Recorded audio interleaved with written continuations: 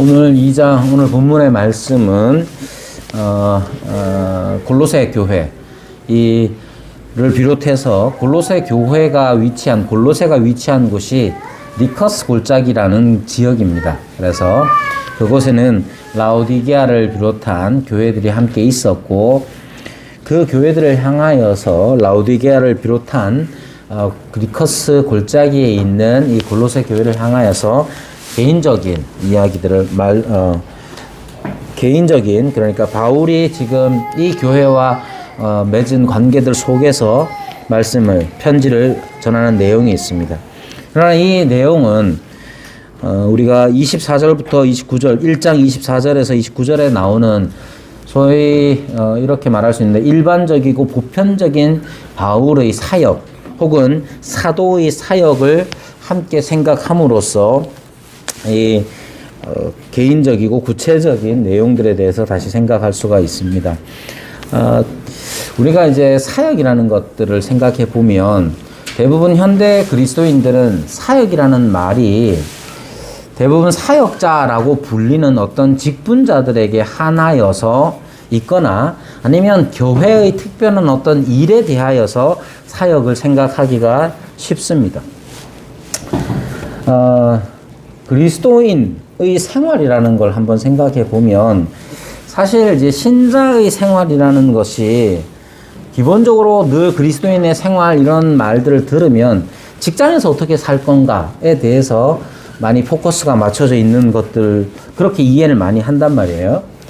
이런 말이 좀 직장 생활을 안 하는 제가 이런 말씀을 드리기가 조금 죄송하고 좀 민망하지만 직장 생활, 그리스도인으로서 직장 생활을 어떻게 할 것인가에 대한 고민들은 생각보다 이렇게 이제 어떻게 실질적으로 살아가는 일 말고 어떻게 직장에서 살 건가에 대한 고민들이 많을 텐데 생각보다 고민할 게 없습니다. 왜냐하면 직장 생활이라는 게 그리스도인으로서의 직장 생활이라는 것은 사실 누구나 다 어떻게 하면 되는지 알고 있습니다. 그리스도인뿐만 아니라 세상에서 어떤 사람이 직장 생활을 잘하는 사람입니까? 그리스도인들을 포함해서 정직하고, 거짓말 안 하고, 최근에 어떤 회사에서 2천억 가까이 횡령했다던데, 그런 거 안 하고, 원칙대로 잘 살면 되는 거잖아요. 그리스도인은 특별히 또 어떻게 해야 됩니까? 직장 하나만 놓고 보면, 특별히 그리스도인으로서 요구되는 건 없어요. 그냥 누구나 다 할 수 있는 양심을 따라서 정직하고 성실하게 직장 생활을 하면 되는 것이죠. 그러나 이제 그리스도인으로서는 또 다른 어떤 무언가가 있음을 우리는 알고 있습니다. 우리의 정체성 또는 삶의 방식에 대한 고민들이 많이 있는데 이러한 것들, 우리의 정체성과 삶의 방식을 규정하는 것이 바로 우리의 믿음이란 말입니다.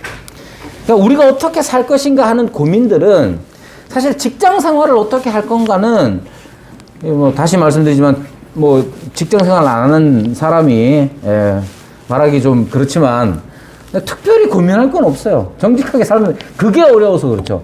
성실하게 살면 돼요. 그게 쉽지 않아서 그렇죠. 그러나 우리는 이 세상에서 정직하고 성실하게 사는 것 말고도 또 다른 고민이 있단 말입니다. 그게 뭐냐 하면, 그게 왜 그러냐면, 우리의 믿음 때문에 그렇습니다. 우리가 믿는 바 때문에 우리의 정체성과 함께 우리는 어떻게 살 것인가에 대한 고민이 있을 수밖에 없는 것이죠. 여러분, 그럼 우리의 믿음, 우리의 정체성과 삶의 방식을 규정하는 우리의 믿음이 무엇인가를 분명히 해야 합니다. 그건 뭐냐? 우리가 믿는 내용이 무엇이냐면 바로 예수님이죠. 그러니까 예수님이 어떤 분이냐는 것 때문에 우리는 우리의 정체성도 부여받고 그리고 이 세상을 어떻게 살 것인가 뿐만 아니라 삶의 방식에 있어서 이 세상에서 어떻게 살 건가, 정직하고 성실하게 사는 것 말고 또 다른 무엇인가가 있다는 사실을 알게 됩니다. 왜 그러냐? 우리의 믿음 때문에 그렇단 말이에요. 그럼 우리의 믿음은 바로 예수님에 관한 것인데, 여러분, 예수님이 어떤 분입니까? 여러분들이 항상 늘 고민할 뿐만 아니라 진지하게 생각해야 하는 것은 예수님이 누구신가? 나는 예수님을 어떤 분으로 알고 있고 어떤 분으로 믿고 있느냐 하는 문제는 평생에 고민하며 또 깊이 생각해야 할 것입니다. 골로새서에는 1장 15절에서 20절까지 예수님이 어떤 분인지를 아주 멋있게 시로써 드러내고 있습니다. 예수님이 어떤 분인지 계속해서 함께 나누었던 것처럼 15절에 나오는 것처럼 그는 보이지 아니하는 하나님의 형상이시요 모든 피조물보다 먼저 나신 자다. 이렇게 말합니다. 여러분, 예수님을 이렇게 믿어야 해요. 예수님이 어떤 분이냐? 먼저 나신 자다. 이 모노게네스라는 말 자체가 아주 유일한 분이라는 거예요. 예수님이 어떤 분이냐? 하나님의 보이지 않은 하나님의 형상으로서 우리는 예수님을 통해서 하나님을 보게 되고 믿게 됩니다. 사람들은 볼 수 없는 하나님에 대해서 보게 되고 믿게 된 사람들이란 말이에요. 예수님 때문에. 여러분, 이 사실을 분명히 해야 합니다. 세상 사람들도 생각보다 훨씬 더 많이 신을 찾고 있고 믿고 있고 그렇습니다. 요즘 가장 유명한 사람이 김건희 씨인데 그 사람이 자기가 영적인 사람이래잖아요. 정치적인 지지 여부는 떠나서 자기가 영적인 사람이죠. 또한 하나님 앞에 서되 책망받고 심판받는 것이 아니라 거룩하고 흠없고 책망할 것이 없는 자로 하나님 앞에 서서 하나님의 사랑을 누리고 받는 자, 하나님을 사랑하고 하나님의 사랑을 받는 자로 여기에 있는 거란 말이에요. 교회는 바로 그런 곳이 얼마나 감격스러운 현장입니다.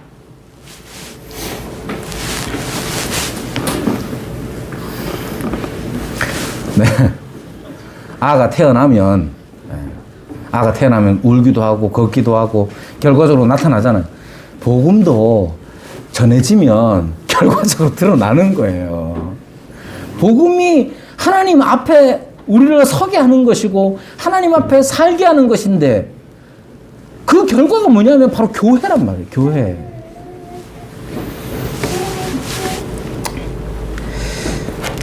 여러분, 그리고 이것을 특별히 교회라고 하는 것은 복음이라는 것이 나 혼자서 나 개인이 하나님 앞에 서는 것이 이로 끝나는 게 아니라 우리가 함께 하나님 앞에 서는 거예요. 함께 하나님 앞에 하나님과 화평한 자로서 선다는 것은 우리가 서로에게 또한 화평한 자로 선다는 것을 의미합니다. 여러분, 그리고 이 일에는 고난과 수고가 따릅니다. 복음이 열매 맺어져서 교회로 열매 맺어질 때에 그 교회라는 것은 함께 하나님 앞에 서는 것일 뿐만 아니라 하나님과 평화를 누리는 것처럼 서로가 서로에게 평화를 누리는 것이 교회란 말이에요. 그리고 이러한 교회됨은 수고와 고난과 수고가 따르는 겁니다. 만약에 우리가 교회를 다닌다는 표현 혹은 교회가 된다고 했을 때에 아무런 고난도 수고도 없다면 사실은 교회가 안 되었기 때문일 수도 있습니다. 교회가 된다는 건 이 땅에서 교회를 이룬다는 것은 고난과 수고를 감당하는 거예요. 그러나 이 고난과 수고라는 것이 우리가 늘상 피하고 싶은 단어이긴 하지만 기쁨을 주는 것임을 알아야 합니다. 사도 바울은 말합니다. 나는 이제 너희를 위하여 받는 괴로움을 기뻐한다. 이렇게 말합니다. 교회를 위한 수고, 고난을 기꺼이 하며 기뻐하는 거예요. 여러분, 그리고 이러한 수고와 고난과 수고는 어디에 목적을 두고 있느냐 하면 27절에 보면 하나님이 그들로 하여금 이 비밀의 영광이 이방인 가운데 얼마나 풍성한지를 알게 함이라 하고, 이러한 풍성함에 대해서 계속해서 이야기할 때에 28절에 어떻게 말하느냐 하면, 우리가 그를 전파하여 각 사람을 권하고 모든 지혜로 각 사람을 가르치면 각 사람을 그리스도 안에서 완전한 자로 세우려 합니다 라고 말합니다. 고난과 수고가 무엇을 목적으로 하느냐 하면 완전한 자로 세우기 위함이라는 거예요. 근데 여러분 생각해 보십시오. 완전하다는 게 어떤 겁니까? 여러분이 완전한 자로 세운다라고 했을 때 완전함은 어떤 것을 의미할까요? 여러분이 생각하는 완전함 과연 어떤 거겠습니까? 많은 사람들이 자꾸만 이 완전함에 대해서 생각할 때에 개인의 인격이 개인적으로 어떤 고매한 인격에 도달하는 것 정도를 생각합니다.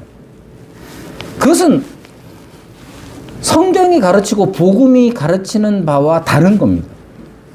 많은 종교에서는, 여러 종교에서는 나 개인이 어떤 경지에 이르는 것을 추구할 수도 있지만, 기독교는 성경이 가르치는 복음은 나 개인이 완전해지는 것, 나 혼자서 완전해지는 것을 가르치지 않습니다.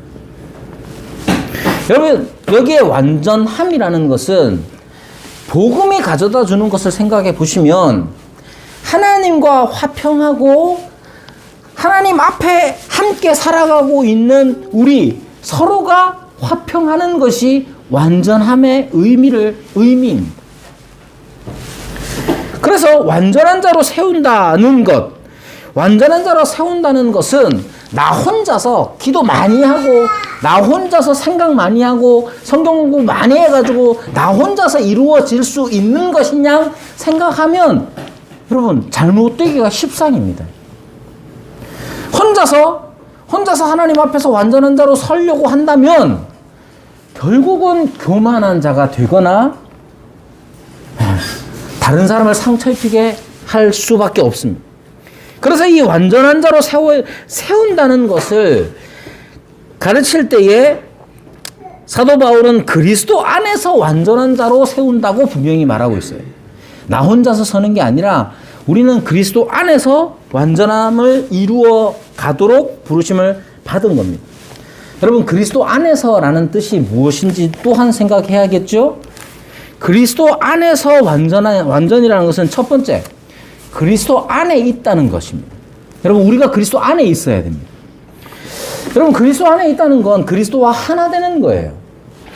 그리스도와 하나 된다는 것은 22절에 보면, 이제 그의 육체의 죽음으로 말미암아 화목하게 하사 너희를 거룩하고 흠없고 책망할 것이 없는 자로 그 앞에 세우고자 하셨다라는 말.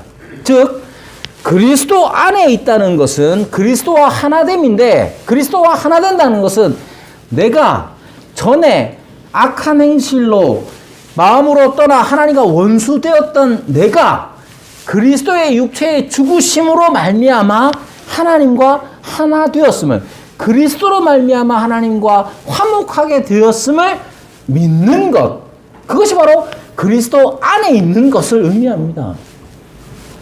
여러분, 그럼 화목이란 뭡니까? 화목. 가까이 잘 지내는 게 화목인가? 그렇죠. 그리스도 안에서 화목한 자는 우선 하나님과의 화목을 의미합니다. 하나님과의 화목이라는 것이 어떤 의미냐면, 성부께서는 성자와 영원 전부터 사랑의 관계 안에 있었습니다.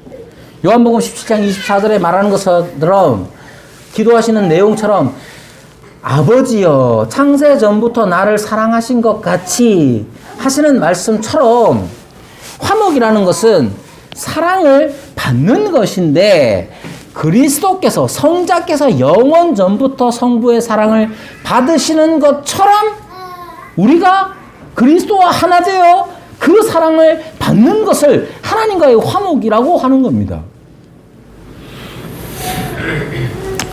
하나님을 사랑하고 하나님의 사랑을 받는 일, 그것이 바로 여기서 말하는 그리스도 안에서 화목하게 되는 것이죠. 바로 우리가 누리는 복이 바로 그런 겁니다. 하나님의 사랑을 받되 아이들도 마찬가지죠. 아이가 자라고 태어나서 자라면서 부모가 사랑을 할 때에 부모도 인간인지라 부모도 아이가 하는 만큼 사랑을 주는 것 같아요. 말을 치지도 안 듣는다. 사랑하고 싶어도 사랑할 마음이 안 생기는 거 아닌가요? 그런 거죠. 그럼 생각해 보십시오. 우리가 하나님 앞에 사랑을 받는다, 화목하게 돼서 사랑을 받는다고 했을 때에 우리는 늘상 내가 한 만큼의 사랑을 요구하거나 받을 수 있다고 생각을 합니다. 그런데 우리가 그리스도 안에 있다면 하나님께서 우리를 사랑하시는 것이 그리스도 안에 있음으로 말미암았다면 그리스도께서 받으시는 사랑을 우리가 받는 게 되는 거예요. 얼마나 감격스러운 일입니까? 그래서 너희 안에 계신 그리스도가 바로 비밀이다 라고 말하는 이 27절의 말씀을 한 가지 더 생각하게 만듭니다. 이미 우리는 그리스도 안에 있어서 그리스도께서 영원 전부터 받으신 이 사랑을 받게 되지만 여전히 죄로 물든 육신으로 육신 안에 있기 때문에 온전한 사랑은 앞으로 오게 될 겁니다. 그래서 27절에 말하는 것처럼 이 비밀은 너희 안에 계신 그리스도 신이 곧 영광의 소망이다 라고 말합니다. 즉 이것은 두 가지 시제를 다 사용하고 있죠. 지금 너희 안에 계신 그리스도인데 영광의 소망이라고 하면 영광스러운 소망이라는 것은 장래에 이루어질 거란 말입니다. 우리 안에서 지금 계신 그리스도로 말미암아 우리는 하나님과 화목된 자, 하나님의 사랑을 받는 자로 자의 삶을 시작했습니다만은 여전히 죄 가운데 있어서 죄의 육신을 입고 있어서 그 완전함을, 온전함을 마음껏 누리지 못하고 있습니다. 그러나 우리가 지금 받고 있는 이 사랑이 언젠가 완전해질 것을 영광의 소망으로 받고 있는 것이죠. 그리고 이 일에는 고난과 수고가 필요합니다.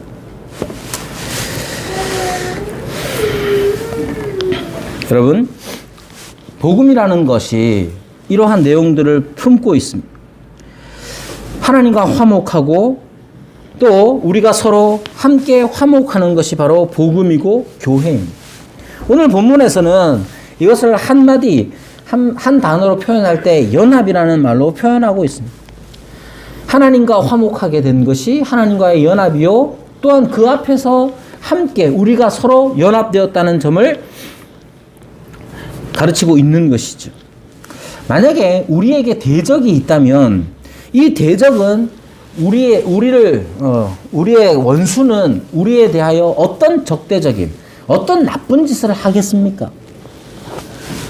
복음이라는 것이 연합이라는 것, 하나님과의 연합과 우리 서로의 연합을 가져다 주는 것이라면 우리의 원수는 바로 이 연합을 깨트리는 일에 최선을 다할 거란 말이죠. 어떻게 그러면 연합을 깨트릴 수 있느냐? 연합이라는 것이 수직적인 것과 수평적인 연합이 복음의 결과라는 것을 말씀드린 것처럼 수직적인 연합을 깨트리고 수평적인 연합을 깨트리는 것이 원수의 활동일 겁니다.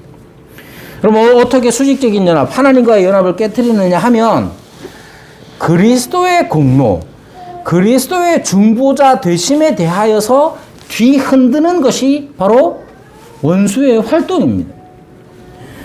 이 일은 원수가 계속해서 행하고 있는 바이죠. 여러분, 하나님과 우리 사이의 중보자 되신 그리스도에 대한 믿음을 흔들어대는 것이 원수의 활동입니다. 어떻게 흔들어대느냐 하면 그리스도 말고 하나님께로 갈 수 있는 방법이 있다고 말하는 사람들이 역사상 계속 있어 왔습니다. 대표적으로 천주 로마 가톨릭이 주장하는 것처럼 사람의 공로라는 것을 통해서 하나님께로 갈 수 있다고 그들은 가르칩니다. 그들이 많은 성인들을 모시고 있는 것도 그런 것이죠. 예수님의 십자가는, 예수님께서 우리를 위하여 죽으셨다는 이 십자가는 우리의 원죄를 사할 뿐이고, 원죄가 사함받은 사람들은 자범죄, 자기가 범한, 그리스도의 사역 이후에 자기가 범한 이 모든 일들에 대하여서 스스로 책임을 질 수 있어야 된다고 가르칩니다.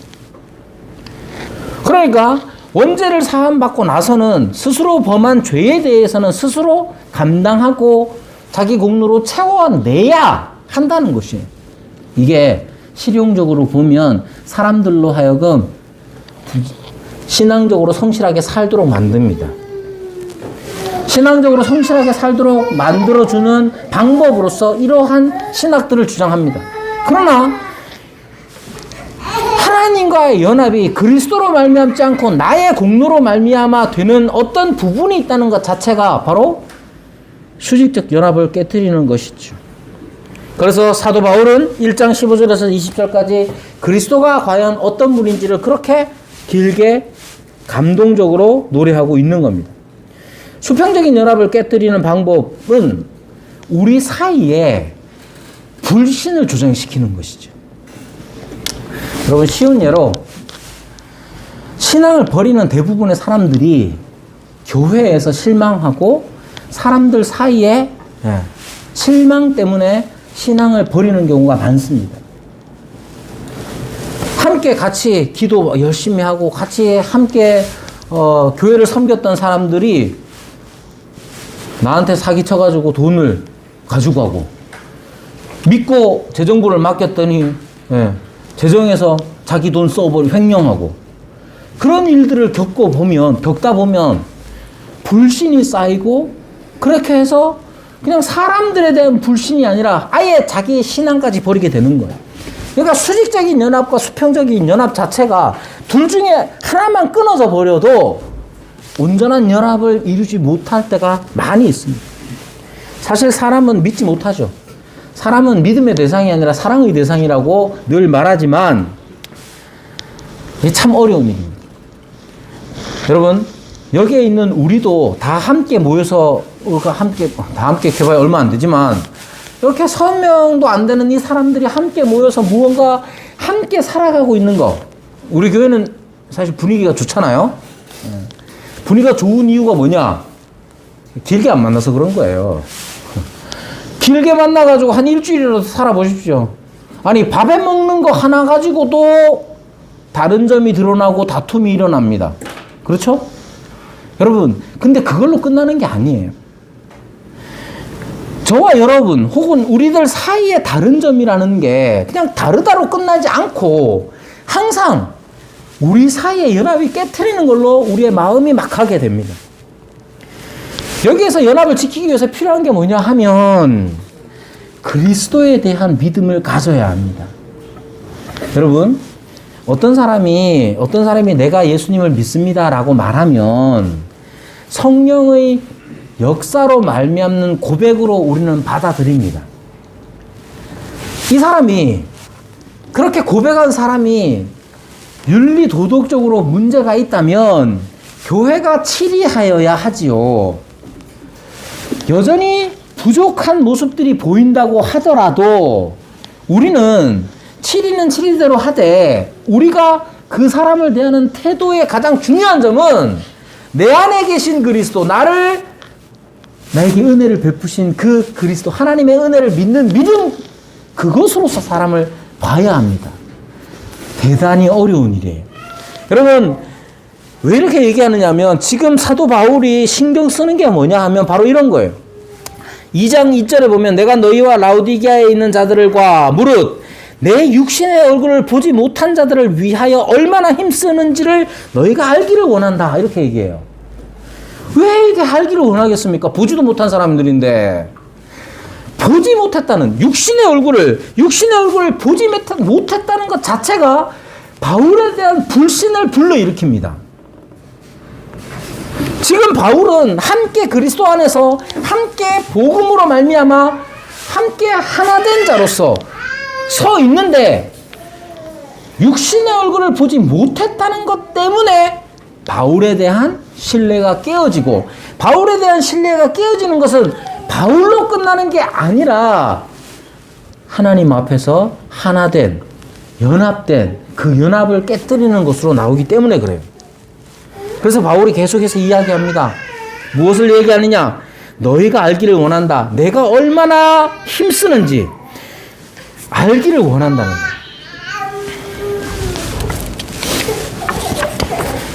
바울은 골로새서 1장에 보면 3절부터 보면 내가 너희를 위하여 기도할 때마다 이렇게 얘기하죠. 9절에는 이로써 우리도 듣던 날부터 너희를 위하여 기도하기를 그치지 아니하고 구한다 이렇게 얘기해요. 이 사람들이 알기를 원한대요. 무엇을? 내가 바울이 얼마나 여러분들을 위해, 우리를 위해서 기도하는지를 알기를 원한다는 거예요. 이게 왜 중요합니까? 바울도 그리스도와 그리스도 안에서 함께 연합된 자, 하나된 자라는 사실을 모르면 불신이 틈타면 그걸로 끝나는 게 아니라 결국 하나님과의 연합마저도 흔들리게 하기 때문에 그렇습니다.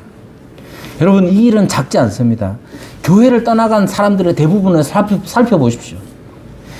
교회를 안 다니겠다고 작정한 사람들의 대부분은 사람과의 관계 속에서 그 불신 속에서 하나님을 향한 불신까지 생겨났기 때문에 그렇습니다.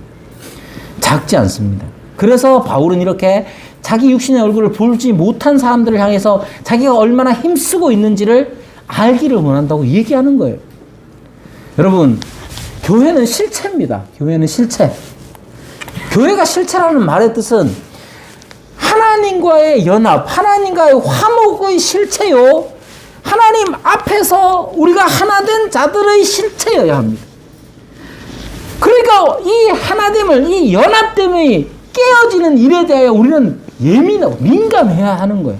그러면 어떻게 이것을 지켜나가느냐 하면 우리가 우리 감정에 휩싸이지 아니하고 우리 안에 계신 그리스도께서 우리를 위하여 행하신 바에 집중하는 일이 필요해요. 뿐만 아니라 성령께서는 우리 안에서 역사하셔서 우리로 하여금 역사하시는 그 성령의 역사를 따라서 수고하기를 그치지 말아야 합니다. 이 일이 필요합니다. 우리가 더 힘써 사랑해야 하지만 사랑하기 위하여서 더 많이 모이고 시간을 더 많이 나눌 때 사랑이 더 불어나는 게 아니라 서로 다른 것 때문에 불신이 싹틀 때가 많아요. 그럴 때마다 우리는 그리스도 안에 있는 자로서 우리의 하나됨을 확실히 알게 하는 자, 또 확실히 알아가는 자가 되어야 합니다.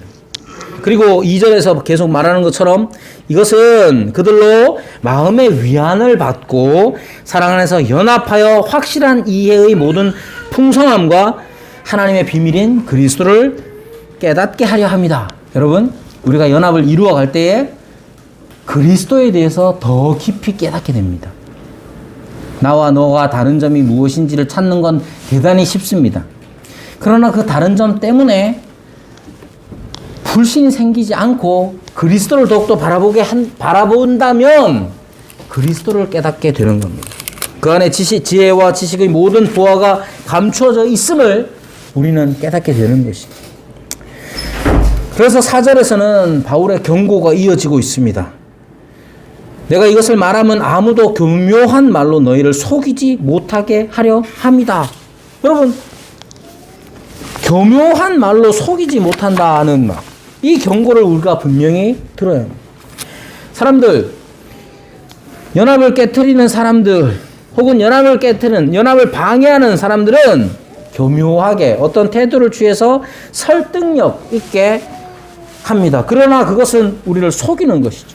말씀을 떠나게 만드는 것이고 옳은 길에서 벗어나게 하는 겁니다. 그런데 여러분, 이 경고를 우리가 진지하게 받아들인다면 우리가 해야 하는 것은 이런 게 있습니다. 야고보서에도 보면 야고보서 1장 22절에도 너희는 말씀을 행하는 자가 되고 듣기만 하여 자신을 속이는 자가 되지 말라 이렇게 말해요. 여기 속이다는 말이 여기 골로새서 2장 4절에 나오는 이 단어가 야고보서 1장 22절에 2번 나옵니다. 여기에 속인다는 말은 내가 잘못된 걸 알면서 속이는 경우가 있어요. 우리 큰아들이 아들들이 동생들, 여동생들한테 자주 하는 거예요. 아닌 거 알면서 속이는 경우가 있어요. 근데 자기 자신이 확실하게 믿으면서도 속이는 경우가 있는 거예요. 이게 확실히 맞다는 사실을 자기가 알아도 결과적으로 속는 일이 일어날 수 있는 것이죠. 그래서 중요한 게 뭐냐면 그리스도에 대한 분명한 알미입니다. 복음에 대해서 분명히 아는 일이 필요한 거예요. 5절에서는 이렇게 말합니다. 이는 내가 육신으로는 떠나 있으나 심령으로는 너희와 함께 있어 너희가 질서 있게 행함과 그리스도를 믿는 너희 믿음이 굳건한 것을 기쁘게 봄이라. 바울의 기쁨이라는 것이 어떤 것인지 우리에게 또한 보여주는 것이죠. 여러 가지 위협 혹은 원수의 작용들이 있지만 바울이 기뻐하는 것은 이 모든 어려움과 유혹 속에서도 믿음이 굳건하게 서는 것을 보는 것입니다. 여러분, 우리가 교회에 대하여 기뻐하고 만족하는 부분이 바로 이런 것이어야 합니다. 우리의 믿음이라는 것이 무엇입니까? 하나님에 대한 것 아닙니까? 하나님 앞에서 우리가 흠없고 거룩하고 흠없고 책망할 것이 없는 자로 서는 것, 그것이 우리의 믿음입니다. 그것이 우리 눈앞에서 지금 펼쳐지고 우리가 그것을 함께 맛보고 그 속에 서는 것, 그것이 바로 교회에 대하여 기쁘게 보는 거예요. 여러 가지 욕심들 생길 수 있지만 여러 가지 외형적이고 또는 물리적인 어떤 기대감들이 있고 그 기대감들이 채워지지 않으면 좌절되기도 하고 슬프기도 하고 어려움을 겪기도 하지만 외형적인 이 모든 것들보다 더 우선적인 것은 바로 이 점입니다. 여러분, 우리의 믿음이 굳건해지는 것을 기쁘게 볼 수 있어야 합니다. 우리의 믿음이라는 게 무엇인지 앞서 말씀드린 대로 복음과 교회, 참된 복음과 참된 교회의 모습을 우리가 보는 눈을 가지고 있어야 하고 그것을 우리가 경험할 때에 기뻐할 줄 알아야 합니다. 여러분, 저와 여러분이 올 한 해 교회를 위하여 기도할 때에 여러 가지 구체적인 기도의 제목들이 많이 있겠지만 우리가 복음과 또 교회다운 교회를 이루어가는 것, 그것을 기쁘게 보기 위하여서 기도하고 마침 우리가 그것을 맛보는 기회가 생긴다면 진심으로 기뻐할 수 있는 우리 교회가 되기를 바랍니다.